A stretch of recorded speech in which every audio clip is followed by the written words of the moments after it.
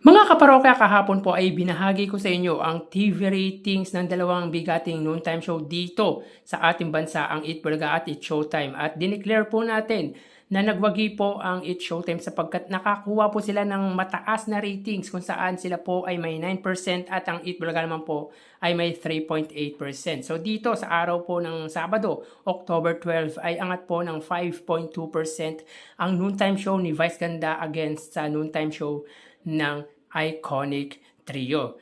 Kung titignan naman po natin mga kaparokya, ang pagitan ng dalawang main TV network ng dalawang noontime show ay angat po ng 2.4% ang GMA sa TV5. Magkaganon man, both noontime show got their TV ratings average na 6% para po sa GMA at 3.5% naman po sa Eat Bulaga. So dito po again, dineclare po natin para po sa araw ng Sabado na nagwagi po ang Eat Showtime sapagkat na-meet po nila ang kanilang TV ratings average na 8.4% at 4% naman po sa Eat Bulaga. So mapunta naman po tayo sa araw ng Lunes, October 14. Pero bago yan mga kaparokya, humiling ako na pakisubscribe ang aking YouTube channel. Pakiclick ang bell icon para una kayong manotify sa mga bagong video na ilalabas ko at pakidamay nyo na din na i-follow ang aking Facebook page na Mega TV at ang aking TikTok account na Kaparokya TV. Maraming salamat! So yun nga mga parokya, mapunta tayo para po sa araw ng Lunes, October 14. So dito may kita po natin mga kaparokya, ang Showtime po ay may 8.8% at ang Eat Bulaga naman po ay may 3.8%.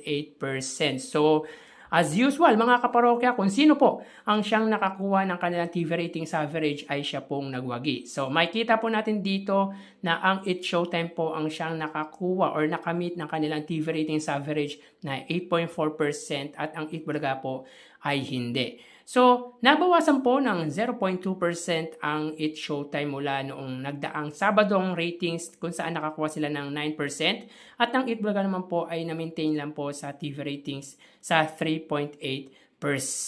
Magkaganon man mga parokya, angat po ng 5% ang Eat Showtime sa katapat na noontime show ng TV5. So dito mga parokya, makikita po natin ang GMA ay may 5.6%, ang GTV ay may 1.3%, ang A2Z ay 1.6%, ang All TV ay 0 at ang Kapamilya Channel ay 0.3%. So, tignan nyo ang mga kaparokya, ang TV ratings ng A2Z ay 1.6%. So, mataas po yan mga kaparokya. Pero ang GMA, kung titignan ninyo, ay hindi po nila na-meet ang kanilang TV ratings average na 6%.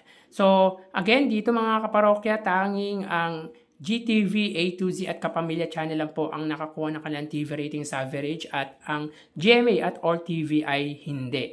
Sa panig naman po ng Eat Bulaga mga kaparokya, ang TV5 ay may 3.4% at ang RPTV ay 0.4%. So dito mga kaparokya, ang TV5 po ay hindi po nila na-meet ang kanilang TV ratings average na 3.5% at ang RPTV naman po ang siyang nakamit or nakakuha ng average ratings nila na 0.3%. Kung titignan naman po natin, ang pagitan ng dalawang main TV network ay angat po ng 2.2% ang kapuso sa kapatid network. So, tumaas po ang ratings ng noontime show ng ABS-CBN/GMA dahil sa presensya na rin siguro ni Unkabogable Vice Ganda. And of course, yung papalapit na 15th year anniversary ng Eat Showtime na magpasikat. So, isa sa mga factors kung bakit tumaas po ang ratings ng Eat Showtime against sa Eat Bulaga. So, tara ating alamin ang online viewership ng dalawang bigating noontime show. Para sa Eat Bulaga, under TVJ Facebook page na may 2.6 million followers at sa Eat Showtime naman po na may 18 million followers. So, as of 12:37 PM ang Eat Showtime po ay may kasalukuyang segment na Kaloka-like. Samantalang ang Eat Bulaga po mga kaparokya hindi po makita ang live ng Eat Bulaga dahil mahina po ang signal. By the way mga parokya, dito makikita po natin ang Eat Showtime po ay may 5,900 live viewers na katumbas ng 6,000. So again, as of 12:37 PM, ang Eat Showtime po ay may 5,900 live viewers na katumbas po ng 6,000. Para naman po sa kanilang TV Network YouTube channel. Under po yan sa GMA Network para po sa It's Showtime.